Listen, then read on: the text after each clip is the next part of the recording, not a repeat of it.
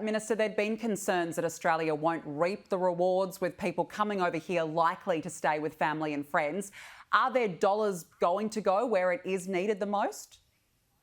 There will be, and we're launching a $3 million advertising campaign in New Zealand. That'll start on Thursday. Tourism Australia have been doing the work, and they were ready to launch as soon as we got the word that the two-way bubble was ready to go. 1.4 million New Zealanders visit Australia every year. They spend $1.6 billion.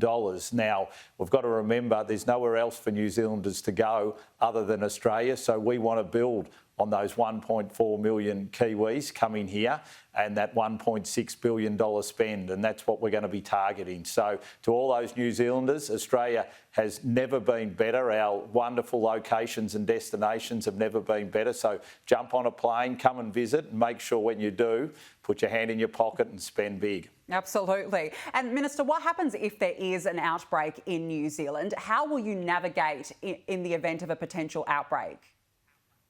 Well, that'll be navigated in the normal course. The AHPPC, the medical expert panel, will look at the outbreak, and it obviously has all the state and territory chief medical officers sit on the AHPPC, so they'll provide national advice, and then state and territory chief medical officers will provide advice to state and territory governments. But what we've seen over the last few weeks is real confidence return to Australians, and their will and want to travel. We've seen our half-price airfares snapped up at record levels, and we want to make sure that we can continue to build on that confidence. And all the New Zealand and Australia and the states and territories have agreed that they'll try and give as much notice as possible if there is a COVID outbreak or of the type of restrictions that will need to be put in place. But our hope is that what we'll see is faith put in contact tracing and in testing,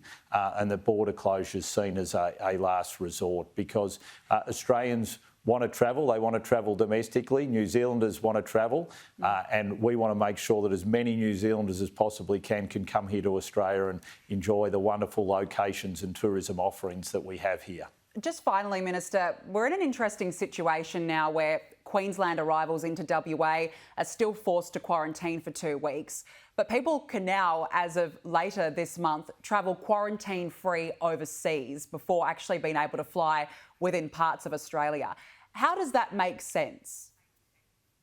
Well, all along the Australian government has asked the states and territories to come together so that we can get a national hotspot regime put in place. Now, we haven't been able to get that from the states and territories, but we're still hoping that over time we might be able to see a national regime put in place. And that would be a great thing, because as we open up to the rest of the world, being able to present a nationally consistent approach to hotspot definitions and how we deal with them will help.